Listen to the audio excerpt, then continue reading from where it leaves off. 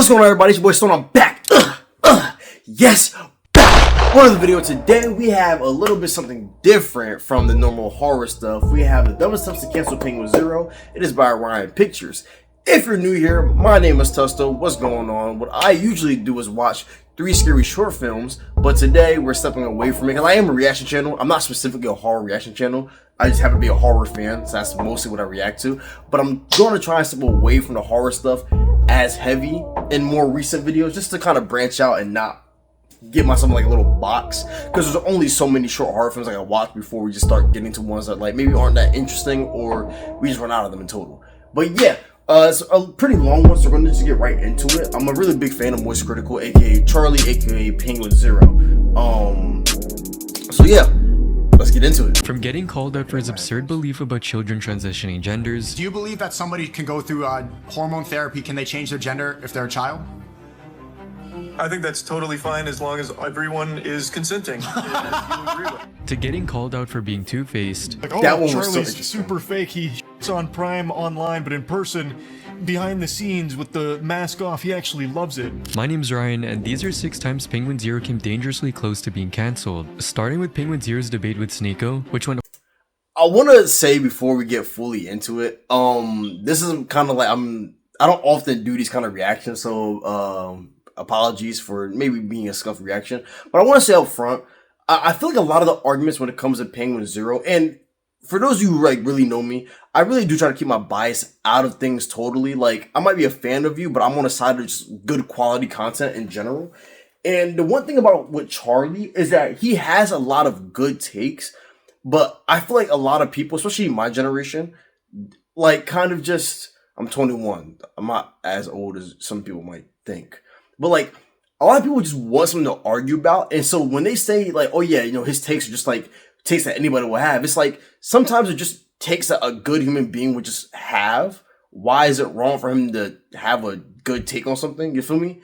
And this Sneeko debate was one of the ones that like, you can clearly tell Moist Critikal didn't like really have debates like that. And so some of the arguments he was making, like they came out kind of like odd, but like if you have like 2 brain cells, you could kind of understand just what was going on. I never watched the full stream, but yeah. Horribly wrong when Charlie was challenged on his belief of children being able to transition genders. This was way more damaging for Charlie than it was for Sneeko. This was a disaster. Charlie took an L on underage children transitioning. It's a life-altering decision. Who told him this was a good idea? Sneeko has been quite vocal about his stance regarding the age of consent, often suggesting that the age of consent should just be when an individual reaches puberty, and that laws regarding this should be abolished. Age of consent should be maturity. It's not even 18 in most states. I think it's better that people get married at 16, 17 than to have a bunch of premarital. And soon enough, Charlie and Sneeko would join a call and clash in what would become the most intense debate on the platform. So I entered into the Thunderdome and we started talking. I made it clear that I found his statements on the age of consent and children marrying adults being fucking hideous. That is an insane take, by the way. Like, don't get it wrong. Sneeko's a loser. A lot of people felt like Charlie lost his debate, and I want to say he outright lost. I just think he didn't come as prepared as somebody like Sneeko, who does do a lot of debates. For anybody who watches Charlie, he doesn't do debates, and so it is something to get to prepare for. But at the end of the day, the stance of like children marrying adults, and then the fact that like you think people should be getting married at 16, 17 years old, and that, oh, when you hit puberty, like that should be, you feel me, the age of consent. That's a ridiculous take. Let's check when puberty normally gets hit. Yeah, 8 to 13 for girls and 9 to 14 for boys. But you want the age of consent to be when people start puberty? Like, this is an insane thing to say. You feel me? And that's why I'm like, people with like I feel like brain cells would tell you that that's a crazy, ridiculous take. You want the age of consent to be 8, bro? /13? Fam, like, nah, bro. Absolutely revolting. And then he started arguing about, well, what is a child? We must define a child, you know. It's not actually being under 18. It's all a bunch of hooey. And I really think if you have to start arguing about, well, what technically is a child, you're already way too far gone. Like, that is so weird. And in no uncertain terms, multiple times throughout the debate, Sneeko says that he is okay with people that are aged 12, 13, 14, 15, 16 marrying adults that are 18 or older. So why can't a 12-year-old marry an 18-year-old? Most likely that's not going to happen. You know why? Because Islamically, if We're not talking most likely. Just say. if the families have consented, the kid is mature, the kid is ready. Why should I stop At 12 years old. At 12 years old. If the kid is physically mature, the parents consent, both parties are A happy. 12-year-old being physically. So I want y'all to really understand, and it'll probably, sorry for pausing so much. We're only 2 minutes in. I'm gonna stop pausing as much. But like that same, so he uses the same logic later on in the debate when it comes to transitioning. He says then that like, okay, well, you know, at this young age, you shouldn't be able to transition, which like that, my stance on that is going to differ from most people, I feel like, but we'll get to that when we get to that part in the video. But like the fact that you just sat there and said that if a 12-year-old is physically mature, if they're physically ready, like you have to understand how ridiculous and insane that take really is. And like, if you agree with him, you need to be probably put on a watch list. Unironically calling a 14-year-old and 12-year-old mature enough for a marriage, those are middle schoolers. Like, holy shit. I think that is extremely concerning to be advocating for something like that. Like, would Sneeko be okay if his best friend ended up marrying a 14-year-old? He certainly shouldn't be. No one should be okay with something like that. Like, that's fucking terrible. 14-year-old adult, can someone check Sneeko's hard drive? As the debate kept going, it was clear that Sneeko was on the back foot, while Charlie kept questioning him with different scenarios. But things soon started going downhill for Charlie after Sneeko cleverly pivoted the topic by comparing the age of consent with the age at which someone should be able to undergo gender reassignment surgery. Do you believe that somebody can go through hormone therapy? Can they change their gender if they're a child?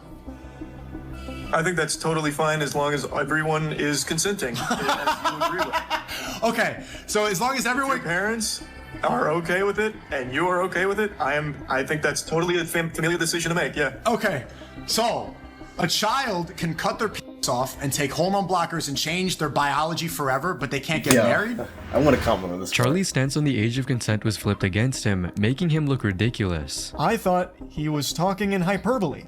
I thought he was just exaggerating, being over the top, talking about the entire subject of transitioning. I had no idea that any living, breathing human being actually thought that that's how transitioning works, where you just go into a doctor saying, I feel like switching genders, and they lay you down on the operating table and just snip your whole f***ing meat off. I didn't know that that's what he actually believed. I haven't hit this take, and it's not a new take from me.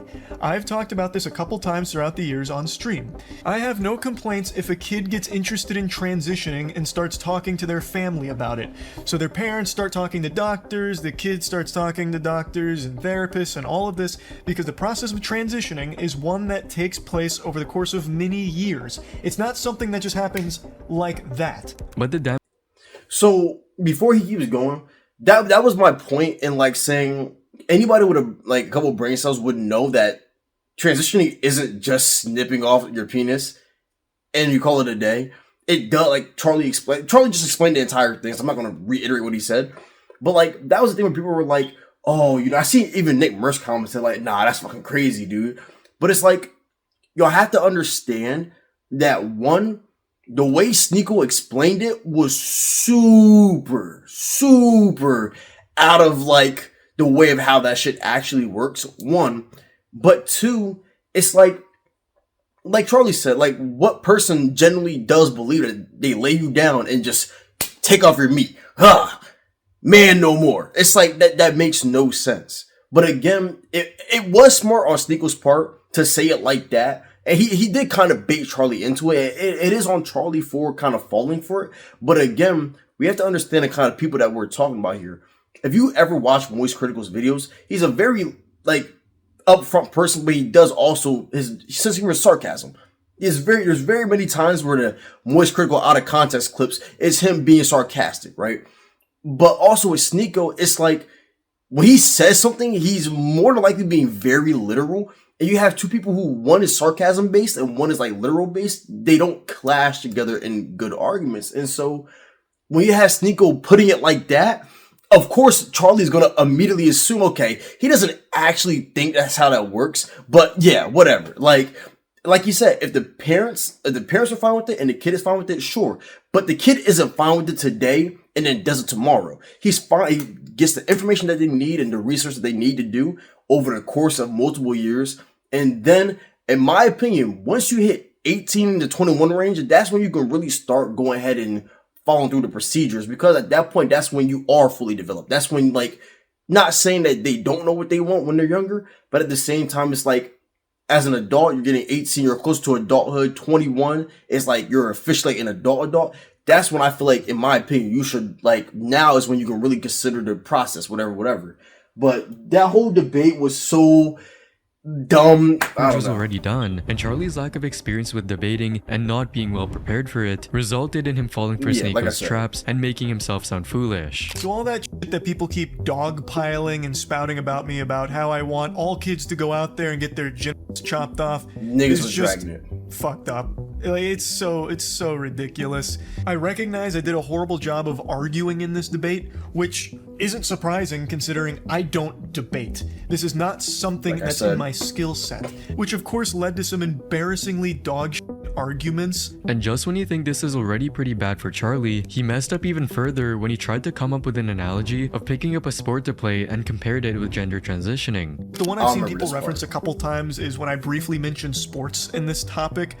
It was a stupid point to try and make. I was getting hit by like some rebound psychic damage listening to some of the drivel brain rot that Sneako was spouting about the age of consent, and I don't know why I thought this was like an argument to try and make, but I brought up sports in this subject, and I was going to try and elaborate on it, but didn't at all. What I was going to try and say is that when a kid gets interested in a sport, they'll talk to their parents about it, they'll research the sport, you know, go through the process of learning about it, and when it comes to transitioning, it's still a process where you talk to your family about it, you learn about it. Like, it wasn't a point where I was trying to say, well, changing genders is a lot like picking between baseball and soccer. Like, it's not what I was trying to get at, but because I didn't elaborate on it and it really wasn't a good argument to try and make in the first place, that's one people have harped on a lot. However, that argument, I will say that argument was not the greatest, but again, it's kind of like, if you just sit there and really think about it for 2 seconds, he's trying to argue the principle of it, and he said himself that he's not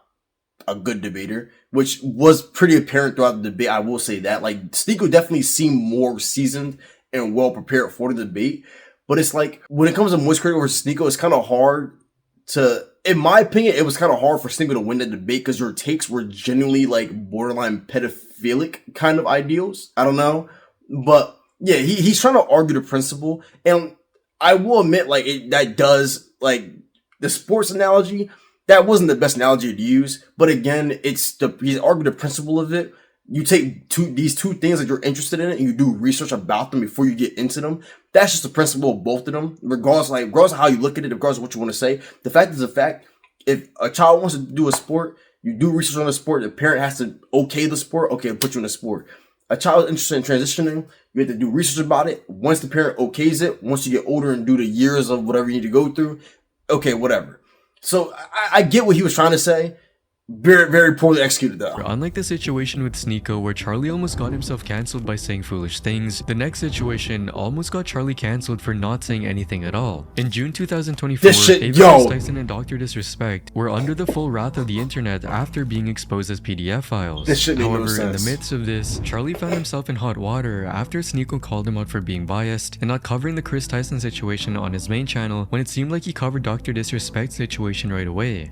Yo, look out, Moist Critikal is not going to go talk about the Chris situation because he wants to have the Mr. Beast collab. Bro, you're going to talk about every other trending situation, Dr. Disrespect, Sneako, anything that goes viral goes on your main channel. Chris, the associate of the biggest YouTube channel in the world, you do a 4-minute clip on your second channel. Stop coping and be a journalist if you're going to be a journalist, or just say that you want to have the collab. Stop lying. But Charlie managed to debunk these accusations by stating that he'd already covered the whole topic on stream and had also posted a video on it. When covering the Ava Tyson situation, I was attacked by a lot of people for not being quick enough. Even though I covered it within like the first 6 hours, people were unsatisfied that I hadn't made a video within like the first 20 minutes of it dropping. And then when I did finally finish the full video covering all of it, it was another massive problem where now I only did it out of an obligation because people called me out. Twitter being upset Charlie didn't have a video on this within 20 seconds of it breaking is wild. Right. And if you thought that Charlie posting a video covering this situation would put the controversy to rest, you'd be surprised to find out that his video on Ava Chris Tyson led to even more backlash. Because Charlie came under fire for not using Ava Chris Tyson's preferred pronouns, which made him come across as transphobic to the online community. 22 minutes and doesn't once refer to her by her actual pronouns. So disappointing to see Moist Critikal refuse to be an actual ally of the LGBT community just to appease the transphobes in his audience. Literally every other person got referred to by their pronouns except Ava. In this Again, this is another one where it's like people just want something to argue about. Yes, not using her correct pronouns. Okay, I'll give y'all that for sure. But no matter, like, y'all can clearly see if y'all really just sit there and watch, like, there's no winning from the situation. I do remember him talking about the Dr. Disrespect thing, pedophile. And I remember him talking about the Ava Chris Tyson thing on stream. She's also a pedophile. But regardless of the fact, it was like, people were just so quick to get on him because, like, in their mind, he didn't make the video fast enough. And then when he did make the video, now it's, oh, we're only doing it because we called you out. But he made the video. And in my honest opinion, right? Y'all know I'm very upfront and honest about everything on the channel. I don't care. You feel me?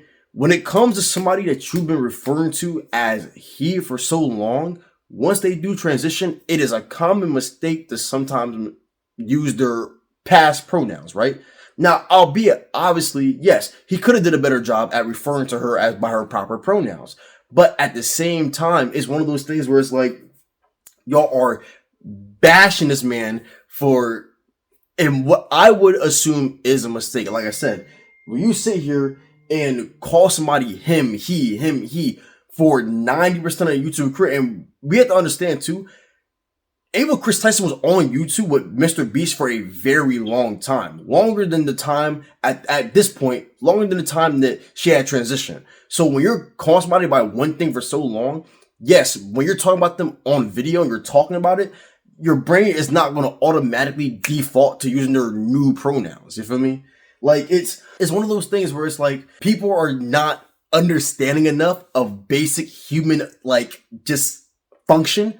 And they're so quick and they want to argue about something. They want something to be mad about. same video, Charlie also talks about Sneako's hypocrisy for calling him out for not making a video on a PDF file while advocating for abolishing the law of age of consent himself. But people online received it poorly and instead accused Charlie of deflection. Instead of solely focusing on the PDF file Chris, half of the video is Moist Critikal going off in Sneako and dissing my circle. Nice way to deflect the situation, Charlie. This is like in this video, delusion. Charlie admits that he made an honest mistake with Ava Chris Tyson's pronouns because he thought that using the pronoun they was alright and that he had no ill intentions and that he supports the LGBT community. He also addressed the backlash he received for talking about Sneako in the Tyson video, calling it a quote lose-lose situation. And then I also got accused of being a transphobe because I didn't use Ava Tyson's preferred pronouns, which were she, her. I didn't know that. I thought just calling Ava Tyson by her name was okay, and I had also heard when I went to the Mr. Beast thing, someone refer to Ava Tyson with they. So I was truly under the impression that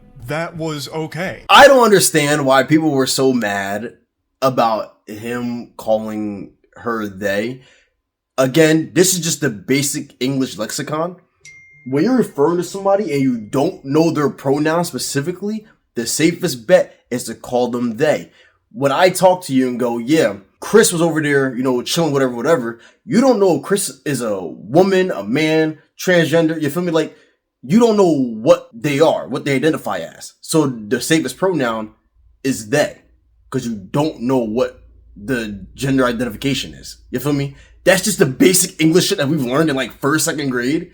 And people, like, again, people want us to be mad about. I'll stop pausing as much. For that, I was annihilated by a good chunk of Twitter.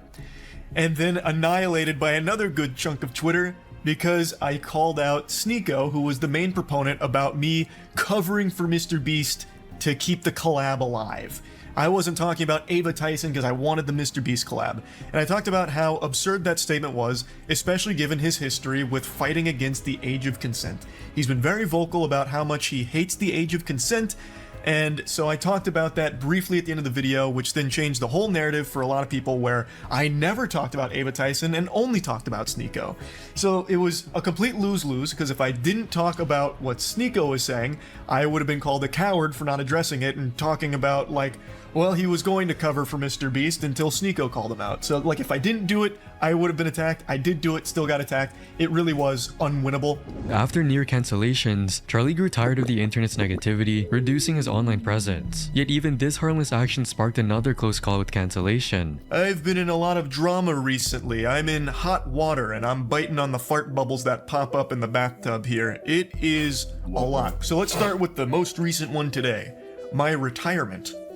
I didn't know I was retiring. It all started with this post titled Goodbye Charlie, which announced that Charlie would be quitting a podcast that he'd been active on. Charlie has made the decision to leave both the official podcast and Red Thread. He wants to go on an indefinite hiatus to scale back his time spent on the internet. It turns out the patient zero behind all of this was a post Jackson made announcing that I would be leaving the podcasts, which is something I thought about periodically for quite a few months now, mainly because I started to recognize that I was becoming the very thing I'd make fun of with being chronically online. Like, I just was always online, and the podcasts were a big proponent of that, and I just kind of wanted to scale back the amount of time I spend online. So, and I kept Jackson in the loop the whole time here about where my head was at, and last week I told him, hey man, I think this is going to be where I hang up the jersey. You can put it in the rafters, throw it in the dumpster, but I think I'm just going to be, you know, sailing off into the sunset here and just reducing the amount of stuff I do online. Which he completely understood, so he made the announcement just letting people know that. However, this sudden announcement, coupled with Charlie streaming a lot less often on Twitch, led his audience to believe that he was retiring from the internet altogether, which was an insane misunderstanding. And then Sneako, in his usual fashion, added more fuel to the fire by implying that Charlie's quitting because he lost their debate and that cancel culture got to him. And then that got spun on Twitter and Reddit as Moist Critikal taking an indefinite hiatus and quitting the internet fundamentally. Don't know when I'll be back. He's done with the internet because of all this controversy. Just a bum. He's just a loser. Patooey on his grave. He's gone. When I mean, looking at the post, I don't even know where that's coming from. It's literally just talking about the podcast and me just stepping away. Like, it doesn't extend beyond that. I can't even wrap my tiny noodle around how anyone could perceive this as me being done with the internet entirely, but that's the story that they ran with, and that's what most people saw, not the actual post. And when Charlie, oblivious to the fact that the internet believed that he had retired, posted a video as usual, which somehow made his viewers even more upset. So everyone thought I was quitting the internet, so I posted that video that I was really happy with because it just felt like an OG old school video that made me happy. And then bang! Just a flood of comments and dislikes all saying shit like, how could you deceive us? I thought you quit, huh? What happened to leaving? There's people just wanting to be I mad just read about this something, post bro. on Twitter from an account that had a profile pic of titties photoshopped onto Thomas Edison that said you were done, and it had 50,000 likes, so I know it was true, and you're just a f***ing liar. I can't even just peacefully walk away from some projects without it being a massive f***ing reaction over actual nothing burger information. And he finally clarified the situation, confirming that him leaving the podcast had nothing to do with all the Sneako drama he'd been engulfed in lately.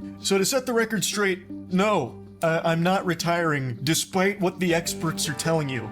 All I did was walk away from a couple of projects. Like, that's really it. Like, that's a pretty normal thing to do, especially when one of them I've been doing for like 8 years. I really didn't think it was that deep, especially not deep enough for how big of a story it's become with all of the wild narratives running around about the true reason that I stopped doing it. Charlie further elaborated on how he's been a subject to a constant stream of negativity from the online community, regardless of what he does and doesn't do. Everything just feels like a lose-lose, and it has been for like the last 6 or 8 months, I feel, where if I talk about something, it's a problem. Even if something is cut and dry, as like Cody Ko having with a 17-year-old being bad, I caught a lot of for that too. I'm sure a lot of people probably didn't see that, but man, the amount of emails I got and a lot of the things I was seeing, even something as cut and dry as that was an issue when I talked about it. And then if I don't talk about something, or if I don't talk about something fast enough in the time that some people think is appropriate, I'm then accused of covering up for something for an ulterior evil motive. So it just really feels like a rock and a hard place where regardless, it's just going to be a massive flood of negativity. And because of Charlie's nature of trying to remain neutral and not pick a side when there's drama, his viewers have become increasingly critical of him. Moist safe opinion critical. Because everything is so inflammatory and charged online, it's being perceived in the last, I'd say like the last 2 years, it's really popped off as me making deliberate attempts to appease both sides and play right down the middle to soak up as much as possible. Like it's all this like nefarious scheme where I'm doing this with my hands. And I just don't understand how it's become so incendiary where that's apparently like a really bad thing now. My opinion is not special, and my opinion isn't one that's pandering to any sides or catering to anything. It's literally just whatever's up here. I sit down for like 30 to 45 minutes on like a topic or like a video that I'm joking around about, and I talk about it. I am legitimately just an average, well, below average height guy who's about to turn 30. I'm not just spitting hot takes out the wazoo here. I'm just being myself. That's all this channel ever has been. And now it's become super controversial to do that if it's not like, you know, picking sides on everything, it seems. And it's very frustrating. And that's the unfortunate reality of being a content creator. I have had the fortunate ability to not have to deal with that, but I'm also not a big, I'm a pretty small channel regardless. So I don't have to deal with that at all. This is an unfortunate reality for a lot of big YouTubers, that no matter what you do, people just want to have something to argue about and they're going to be mad. And so it's like, the fans would have been mad if he decided to retire, because it's like, bro, people, like, no matter what he did, everything was wrong. Yeah, you're telling me he uploaded a video, you're mad because a couple of Twitter pages were like, oh yeah, he's retiring, without an official statement from Charlie himself. Charlie would have outright told y'all, bro, he's retiring. But he didn't do that. So what made y'all just assume that? Anybody who's a fan of Moist Critikal knows that he's not one to just sit there and like whatever. Like, he's going to announce something. But on top of that, a lot of his takes are just really basic common sense takes that I feel like most people would have. But now it's like, oh, he's fence sitting. He's trying not to make anybody mad. You ever thought about the fact that maybe his takes are just common sense or just basic? You feel me? Like, I don't know. Like, in general, there haven't been many takes that I can't think of a take off the top of my head that I disagree with Charlie on. And that's not because I'm a Charlie Glazer, but it's, to me, genuinely, the takes that he makes are just common sense things. Like he said, he's a normal dude, but he's me, you, them, him, her, all of us. He's just like all of us. And so it's like, when he has opinions on something, it's not like it's supposed to be held on like a super high pedestal because Charlie said it. It's supposed to be, God's word. Like, you feel me? That's not what it is. His take just happens to be like the most popular, like one of the more popular ones because of how big of a channel he is now. But it's one of those things where it's like people take too much shit to heart nowadays and they want something to be mad about. So they'll find anything to complain about. And it makes zero sense. He finishes his video by talking about how he doesn't feel like he's having fun being himself on the internet anymore, causing him to step away from all the negativity on the internet. I'm just trying to explain that it hasn't been as fun recently. It hasn't. And the main thing, if you've been around the channel for a while, is I've always wanted this to be fun and never feel like a job.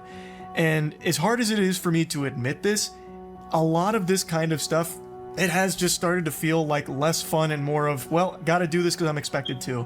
Like, anytime I go live, most of chat is just telling me about the latest in whatever's happening in the creator space or some other, like, extremely negative thing going on. And it's like, okay, well, I'm going to have to learn all about that once I turn stream off, so then I spend a few hours learning about these things, and it's all just really upsetting stuff. Like, it's not happy, it's all very sad, bad stuff. And it's been making me not happy. So I definitely think I'll be slowing down on covering internet-related drama or, like, drama in general. I'll still talk about, like, really wacky stories and like that, but I definitely think I'm gonna be pumping the brakes on, like, the kind of drama I have been covering recently. Penguinz0 has always maintained a reputation of being honest and genuine. However, in July of 2024, Charlie found himself in more drama after fans accused him of being two-faced after he complimented Logan Paul on Prime, despite having previously criticized him. For context, Penguinz0 had taken part in one of MrBeast's recent game shows titled 50 YouTubers Fight for $1 Million.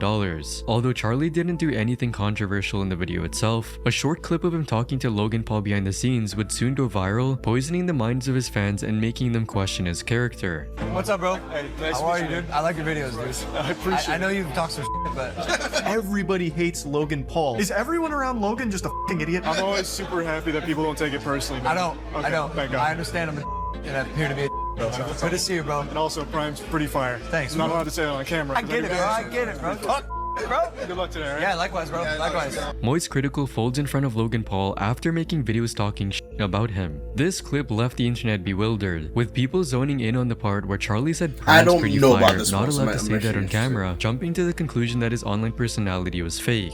Do people forget Moist is just a character? Y'all take this too serious. Folded like a lawn chair, Charlie then made a video addressing the allegations titled, MrBeast got me into big drama. People are already lining up with the pitchforks, lit torches, and spit out apple juice about how fake I am and how I folded in front of Logan Paul in person, cowering in fear, piddling my little britches. For some reason, the biggest part about that is what I said about Prime, which is like, oh, Charlie's super fake, he on Prime online, but in person, behind the scenes with the mask off, he actually loves it. I'm not sure if this is people maliciously lying about me, like Pinocchio, or if they just genuinely don't know, or maybe heard something that was wrong, but I've never shit on Prime. I've actually only ever talked positively about it on stream or in videos. Me saying it's pretty fire but I can't say it on camera is literally the simplest joke ever, like a water cooler joke at work. I've talked about it on camera numerous times. Anytime I've ever been asked about it or have made a video where it's been a subject, I've always mentioned that I actually think Prime's pretty good. The audience had misunderstood Charlie's liking for other brands and his dislike for Logan Paul to automatically mean that Charlie was against Prime as well. And I still wouldn't. You wouldn't catch me running around like Frankenstein's monster trying to hunt down a pallet of Prime, but it's good. And I've always said that on streams and in videos, so I don't know where this narrative is that I've it publicly, but behind the scenes I'm actually like an addict injecting it into my veins or lying to Logan Paul about it. I've always consistently said I actually like Prime. I think it's pretty fire. So I will say, there is one mention of Prime. I remember him saying, and he never said anything bad about it, but this is another topic where it's like, people don't really think too much about the shit that they say. Cause it is like, yeah, we saw the clips of like Logan Paul is this, Logan Paul is that. But none of those clips ever mention anything about Prime. But on top of that too, it's like, he sees another big YouTuber and everybody knows Logan Paul, especially from back in the Vine days. Him, Jake Paul, King Bass, like, they were all part of this big friend group on Vine. And so he was giving him props, and he even said himself, he's like, I'm glad you don't, I appreciate when people don't take it too personally. Again, these are just his opinions. Whatever he's saying about these people, they're not supposed to be taken as the end all be all word. And so, I mean, clearly we saw it there. He's like, I'm glad you don't take it personally. Like, you're, whatever. Like, yeah, I've talked my shit. I'm an honest dude, but at the end of the day, whatever. Prime is tough. And the little joke is just one out of proportion. I don't know why that's something that's sticking. Like, I prefer gamer sups, obviously, but that doesn't mean every other drink that's a competitor is bad. Another issue his critics had was how Charlie seemed to be so nice and friendly to Logan Paul, resulting in accusations about Charlie being two-faced. These little YouTubers talk so much, but whenever they run into Big Bro, this always happens. He's so little, gotta be 5'2". Charlie elaborates on the situation further and provides crucial context that was missing in the short clip that went viral. The fact that Logan Paul was trying to fix his mistakes and admit his wrongdoings, and Charlie was just being respectful to him for taking accountability. But now let's get to that second part where Logan Paul's spiritual pressure sent me to the floor like it was right out of the Bleach anime, and I was just trembling in fear to confront him directly. So, this was filmed a month or so ago, a little over a month ago now. What was happening was he was publicly trying to make amends with the victims of his CryptoZoo scam that he butt-f***ed them all with, and as far as I know, he has been paying some people back, and at the time was still in the process of paying people back through whatever program he set up for it. But there was none of this lawsuit going on, and one of the first things that he said was that he actually deserved all of the shit that he got for it, for all of the mistakes that he made. Ludwig was also there, someone else who was on Logan Paul, and Logan was saying something to a similar effect there as well, from what I recall. So at the time, he was in the process of trying to fix all the dog that he put innocent people through. Charlie defends himself and holds his ground, explaining that he was trying to do the mature thing instead of being childish and hating on Logan Paul despite his efforts to fix things. I had always... This is another thing too, where it's like with Logan Paul, like when I was like younger on Vine, I never really found him too funny, but his content was cool. It is starting to get a little bit dark in here. Give me a second. And I don't know, maybe because like the content I make sometimes is like a somewhat, I'm going bald by the way, guys, as you can see. But like the content I make is like on a somewhat similar, at least on my TikTok, it's like a somewhat similar basis of what Moist Critikal does, where I just get up on there and talk about random shit. But it's like, I don't know. I don't know. Maybe because it's the way I was raised. Like the things that he be doing that people are getting so mad at him for make zero sense, and there's no reason for him to be mad about it. If you see somebody trying to make an effort to do good, you might have been a bad person back in the day, but at least as you're making an effort, damn, I can't speak. You're at least making a conscious effort to improve and do better as a person. I can't get mad at you for it. Excuse me. I farted. I don't know if you heard that. But yeah, so it's like him being like whatever in person, like cool with him in person. That's not him being two-faced. It's just him being a genuine adult. Something that a lot of y'all really can't do. Always said, as long as the victims are made whole again and they get their money back, that's a happy ending. But Logan is still a scumbag for ever doing it in the first place, which is something that he also said he deserved everything he got from doing that. So I have always said as well that I never harbor hatred for someone who will actually change. There's nothing to gain with just holding a grudge forever. That's childish. If someone is actually willing to learn and grow from things, I'm more than willing to break bread with them. Logan Paul was very respectful of not only all the other competitors, but all of the staff at the event as well. So when he reached out to say hi, I was more than willing to be receptive and mature about the situation. He immediately opened up about all of the problems that he had caused and how regretful he was. So what would be the point in me getting there and just spitting on him if he's actually going to start being less of a piece of... That's the whole goal of calling someone out, so that way they can learn from it and not be that insufferable asshole anymore. He then goes on to address a clip of him saying that everyone around Logan is an idiot and explains what it means and sticks to his words. Everyone around Logan a idiot. And that is super true, because I don't know who the Logan Paul surrounds himself with, but it must be actual lobotomites, because I don't know who would sign off on Logan suing CoffeeZilla. But at the time, that wasn't happening. All that was happening was him seemingly actively trying to fix all of the things that he f***ed in the face. The topic of not taking things personally was yet another angle from which Charlie received public backlash, which he also clarifies. Now, as for the not taking things personally statement, I've been very consistent with that from the very beginning. When I make a video about something, it's usually just for the sake of making jokes or being goofy about it, so I never really want whatever I'm talking about to be taken in a personal level or as anything like that. Though that does vary on a case-to-case basis depending on how serious the topic is, because I've absolutely crossed over the line in making things much more personal than they probably should. But usually I try and just keep it more surface stuff about why something is bad or whatever happened, whatever they did is stupid or whatever. And that's how I always want it to be when I make a video covering something where even the protagonist who I'm making jokes about can watch it and not be mad, but instead be entertained about it. And hopefully not walk away from it thinking that I have this burning hatred for them that will never go away. Now in Logan Paul's case, it is a little bit different, because with the dead body situation as well as the TustosWRLD scam, I definitely did get far more personal than just like surface level jokes, talking about him being like an actual piece of surrounded by sycophant pieces of as well that just continue to enable horrible behavior. But at the end of the day, all of it was geared towards a goal. In the TustosWRLD scam, getting everyone paid back and explaining why it needs to be paid back and is a horrible thing. So Logan Paul taking that and letting it not be personal but instead constructive is the best case scenario there. Not just for me, but Ludwig and everyone else that's called Logan Paul out, which was like half of the competition, by the way. So it's just, I don't see why this ended up being a huge drama thing, because all of it's consistent with all of the that I've said on stream for like the last 6 months with Logan Paul. It became clear that Charlie was just being a mature human being, and after him shedding light on the context of the clip, his haters just seemed immature and childish for getting triggered instead of trying to understand what was really taking place behind the scenes. So meeting Logan in person and him wanting to talk about this, I was more than willing to do, and he was very respectful, took full responsibility and accountability in person, so I was more than willing to be mature about this and talk to him as a human being. I don't see why in any circumstances this would be perceived as being two-faced. I did this most recently with Sneeko. Before him, it was that person that was calling me a deep state, new world order chill or whatever. Brought him on the podcast to talk it all out. Like, it's something I've always done and always will be willing to do. I think it's very childish to just plug your ears and say, boo, boo, boo, boo, boo, boo, not listening to you, whatever, and not engage with someone that you have an issue with. Bro has a normal good-minded conversation and Twitter loses it. The entire drama can be summed up in Twitter gets angry over Charlie having basic human decency.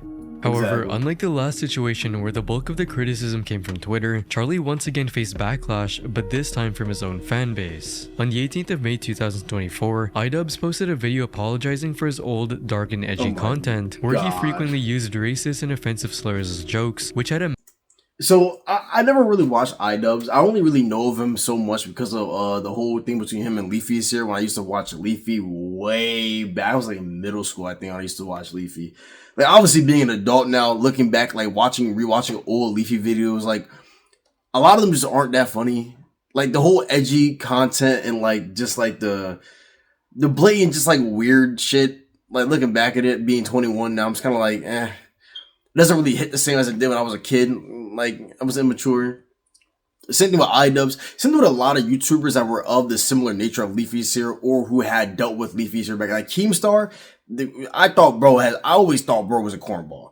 iDubbbz, unfunny to me personally. Like, he didn't really hit. Power Cynical never really watched. But like Rice Gum never really hit. Like, a lot of those YouTubers in that kind of space were like, I don't know. I don't know. So I don't know what iDubbbz has been up to. I'm pretty sure the last thing I seen of him was back in like, I think 2020, 2021 when Leafy is here did come back. Or I can't remember when he came back. For like a little bit and called him a cuck. That's the last thing I remember about iDubbbz being a cuck. Other than that, I don't know. I just remember him being annoying to me. So let's see. Massive influence on his younger fans. I am responsible for creating a lot of hurtful and damaging content on this channel. I don't think they some of these videos were edgy. I think they were just outright cruel. However, the way Charlie reacted to this apology would go on to become one of the biggest L's in the history of Penguinz0's channel. This is so tone deaf, and I hate that you can't see the damage he's done and accept that he was wrong. Charlie spends 20 minutes explaining why someone using the N-word didn't hurt him personally. According to him, iDubbbz's apology wasn't required at all, and his content wasn't as bad as he made it seem to be. I feel like his perspective on it is very warped by the way the internet has evolved over the years. The way he talks about this content makes it sound like he used to murder puppies for these videos, which it was never that extreme. I very much would consider it edgy. It was 2016 edginess in all of its glory. That was entirely the brand.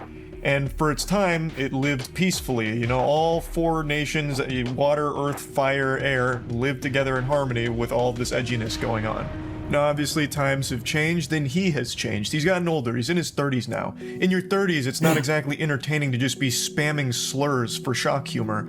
I don't find that entertaining, and he doesn't either. So it's totally fine to want to distance yourself from making content like that. But I don't think it was a mistake that he made those videos. Like, they're not hurtful, nor do I really think they're damaging. He goes Okay, this is one of the takes I have said earlier in the video. I can't think of take off the top of my head that like I disagree with him with. This is the first time I actually even hear. I didn't know he reacted to anything iDubbbz related. I will say on that topic, like I could see where Charlie's coming from, but at the same time, it's like I don't know. Like you make like I said, I never really watched iDubbbz when I was younger. I seen the only things I ever saw him were from the clips that Leafy said would react to, and I already found him annoying. I didn't know he was using the N-word and stuff. And it's shit like that where, again, like he said, it is 2016. And unfortunately, that just was kind of like the humor that most people had. Just the really edgy, the edgelord shit. Like he said, he's in his 30s now. Like, it's not funny. I'm an adult now. I don't find Leafy's Heroes content funny. I actually did rewatch one of his videos the other day, funny enough, and I actually didn't realize he even used the N-word back then. But you feel me? Like it's content like that where it's you did it, you're wrong for it. Yeah, I'd say so. Like you still should know better because like he was like child in those videos. Like from my understanding, he was still an adult. Like, I know Leafy's here was like on the younger side, but I think Idos is still like in his 20s. Like you do know better, and that's my thing. Where some people like you can give some people grace, for other people it's like you're a grown man. You know better than be using the N-word, especially on the platform where you know you have a heavy pull on kids. And so it's one of those things where I can see where Charlie's coming from. I personally would have to just agree with it though. Like, it was an apology video itself needed? Depending on who you ask, maybe so, maybe not. In my personal opinion, it's one of the things where you can acknowledge it. Like, he did acknowledge it, you know, what I did was messed up, and keep it pushing. Right? Like I said, it was the culture back in the day. That was the culture. That was the YouTube culture back in the day. That was the YouTube humor.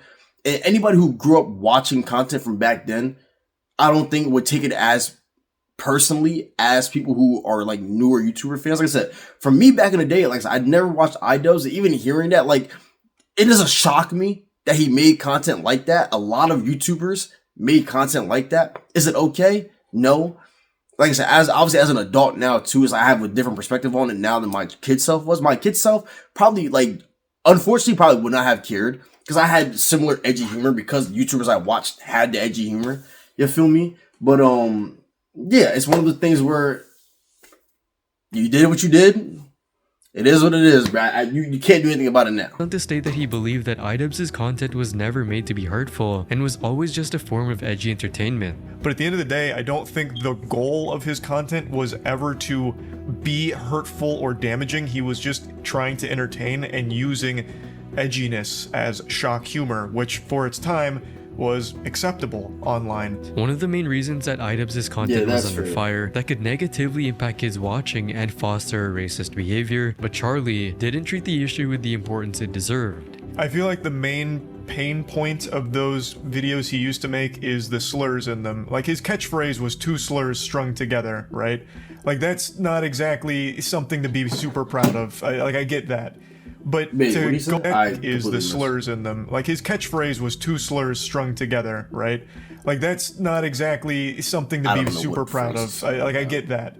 But to go back and say, like, all of it's shit, all of it's, you know, bad and cruel, I think is going way overboard, because it's not. I don't think any of it was cruel. I don't think the criticism was unwarranted.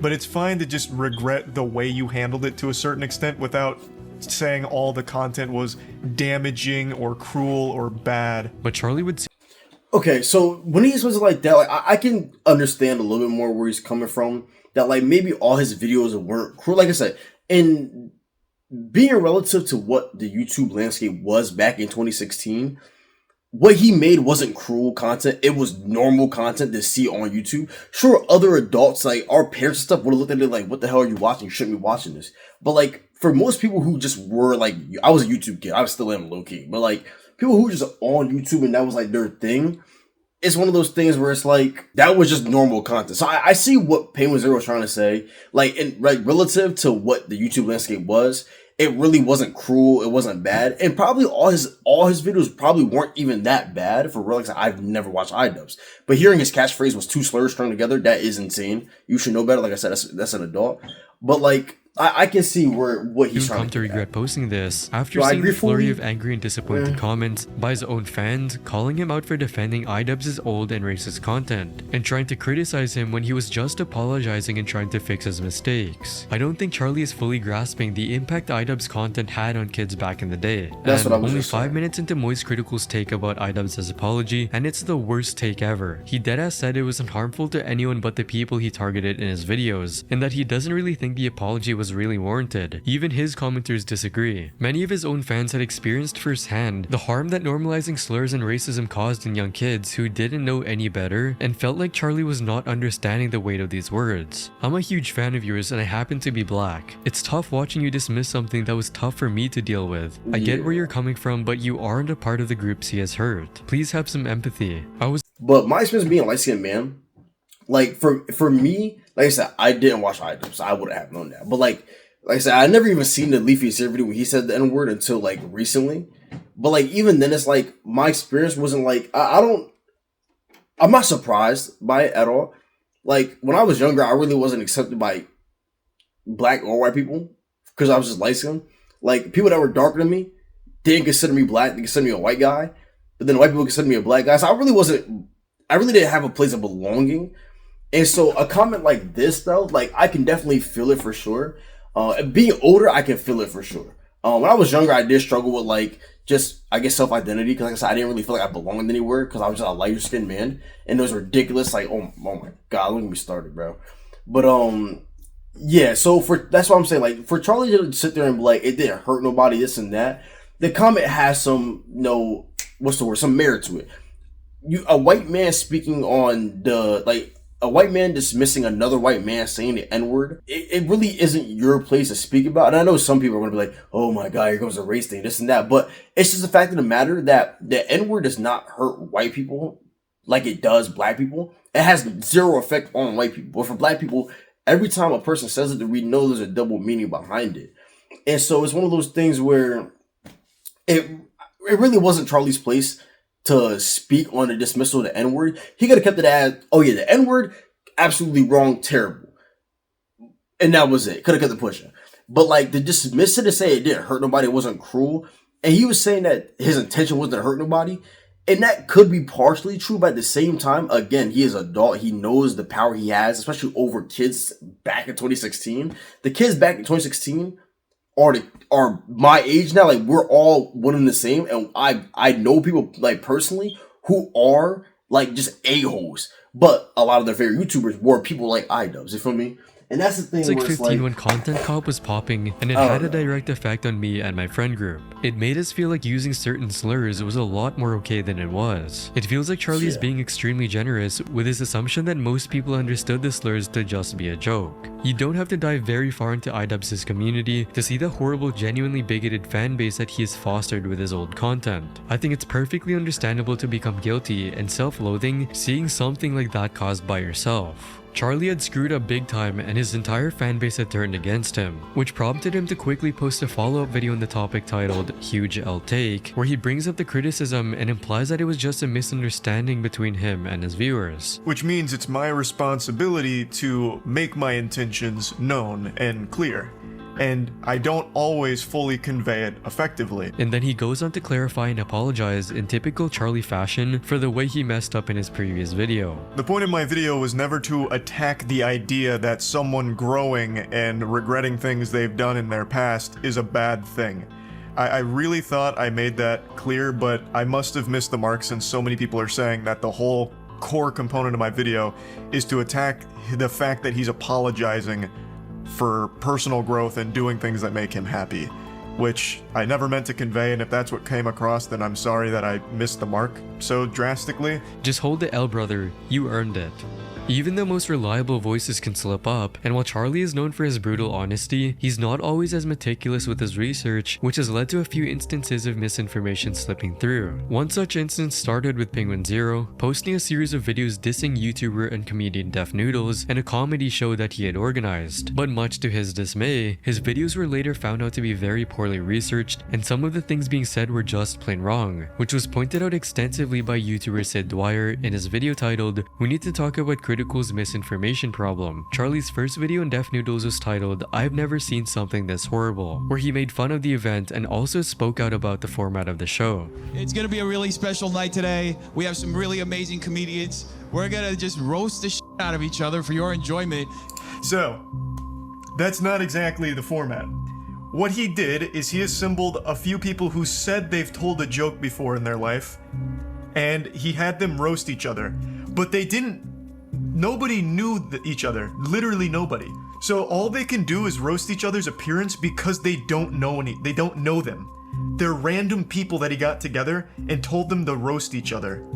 So it leads to the most awful, uncomfortable moments I've seen on the big stage. Except, he was completely incorrect about what he said so confidently to his audience, and Sid calls him out for spreading misinformation in its purest form. And that is just completely untrue.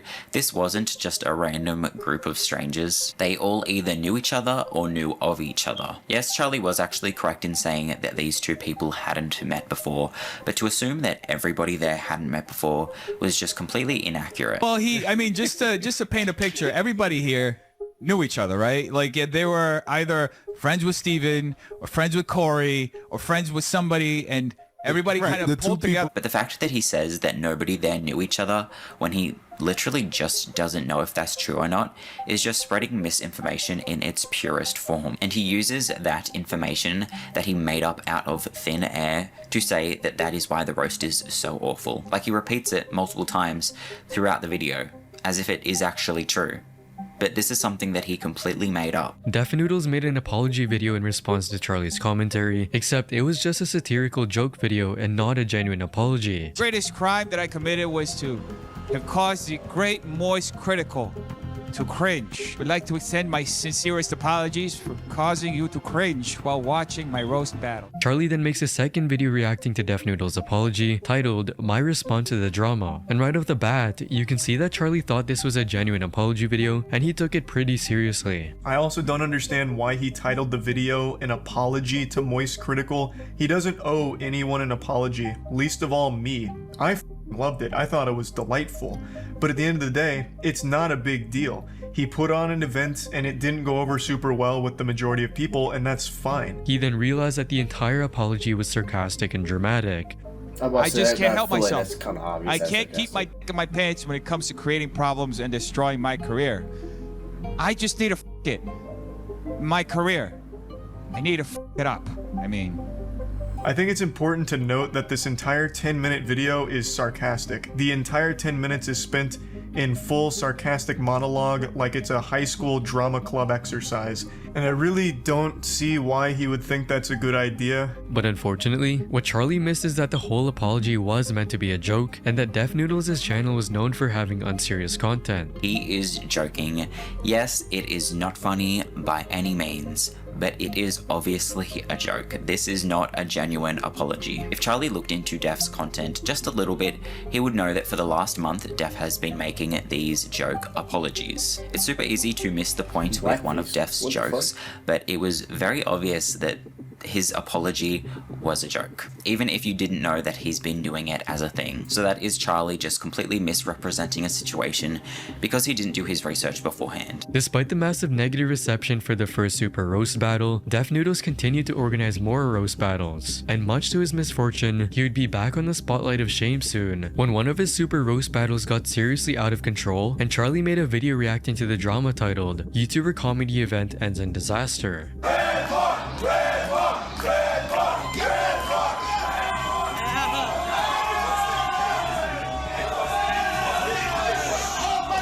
At first I thought this was staged because it looks like something straight out of the WWE. I was half expecting Stone Cold Steve Austin to come out with a beer and a chair and hit Def Noodles in the back with it. But it wasn't. This is as raw as it gets. Def Noodles truly did blast through the door like the Kool-Aid Man and shove this guy into the crowd. Charlie then goes on to talk about possible reasons why Def Noodles assaulted another guy on stage. See, there was a lot of power and anger behind that push on an unsuspecting guy on stage.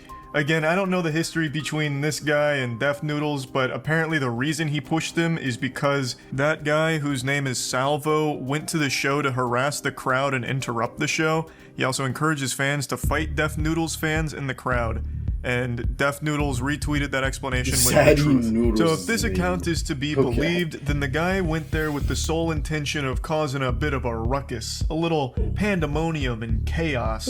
Now, I think no matter what, it's a big overreaction from Def Noodles here. Unless, of course, there was an imminent threat where the guy was on stage talking about he's gonna start throwing hands with everyone in the front row or something, or making like legitimate threats to the crowd. Couldn't tell you, but it does seem like a massive overreaction from Def Noodles here. He pushes him from behind and then hides behind his friends to keep the other guy off of him. He also criticizes Def Noodles for unnecessarily taking matters into his own hands instead of calling security like a normal person, emphasizing how easily this mess could have been avoided. He wasn't the one being threatened or in any immediate danger, and if he felt felt like the audience was in danger, he should have called security to handle the situation instead of trying to take it into his own hands like Batman, like some kind of vigilante.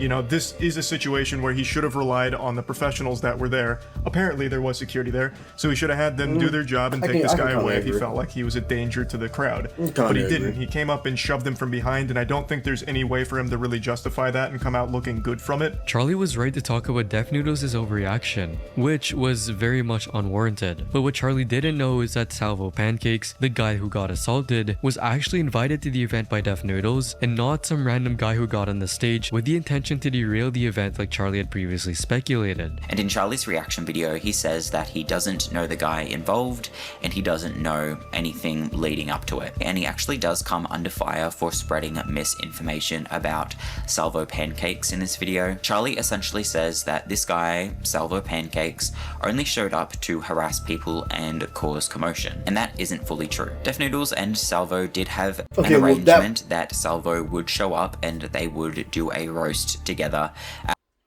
Okay, that part where he was like, "Oh, Charlie said," we clearly saw he was reading a tweet of somebody else, so that's what at this event. But in spite of the arrangement, causing chaos is pretty much all Salvo did. Many fans and several YouTubers called Charlie out for not having looked into the situation as thoroughly as he should have before posting his video, and even Salvo Pancakes himself took to the internet to call Charlie lazy. So yeah, since Charlie's take on the situation was basically that Salvo was just some random guy that showed up to cause a scene, Salvo did not like that, considering there was some kind of arrangement with Def beforehand. But you don't do any research, you don't look into it, you don't really even care, you know, and it becomes a problem when you put it out and then people think that I went there to harass and to straight up cause a commotion. Wow, you know, that truly doesn't really bother me that people think that. It just goes to show you how lazy you are and about how you really don't really think about the content that you're making, and you rather put on a clean white shirt and you brush your hair, you put on a snapback, you press record, and you mumble and you monotone through another video, you know, leaving everything to be desired. After being caught in the crossfire, Charlie made a fourth video, this time addressing his mistakes, titled "I Got Called Out," where he takes full accountability for not knowing about the context of the situation and apologizes to his viewers for spreading misinformation. I've been called out for getting something wrong in regards to the person who got pushed. Now, I will fully admit I didn't know the whole context of the person who got pushed. I assumed it was just another audience member going up there to deliver a roast, as we saw in the last one. But apparently there's a very deep lore between him and Def Noodles, and it's so deep that it makes Tolkien's work look like creative writing done by a child. There's so many twists and turns with so many layers to this onion, it's remarkable. And I was called out by a couple YouTubers as well as Salvo, the person in the video himself, for not knowing this connection. And I take full responsibility for not researching this far enough. I just made the assumption that it was like the first super roast battle where it was just random people that Def Noodles lured in here, probably with the false pretense that it was going to be a popular stream or something.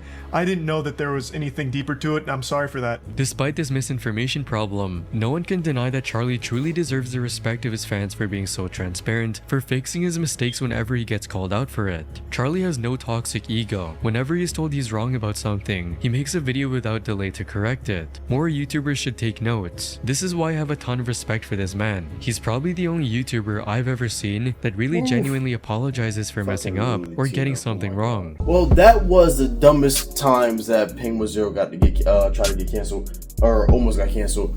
Overall, well, first of all, shout out to the dude. What was his name? Shout out to the dude. It was a really good structured video. I actually do enjoy it for sure. I had seen it like a couple months ago, and I've been saving it for this video actually.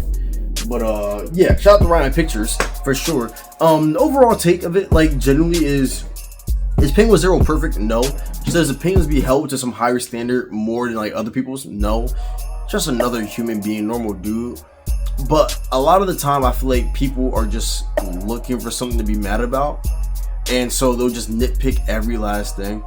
But yeah, hope you guys enjoyed the video. Hope you guys are having a great morning, great afternoon, great night whenever you're watching this, and I will see y'all later. Peace.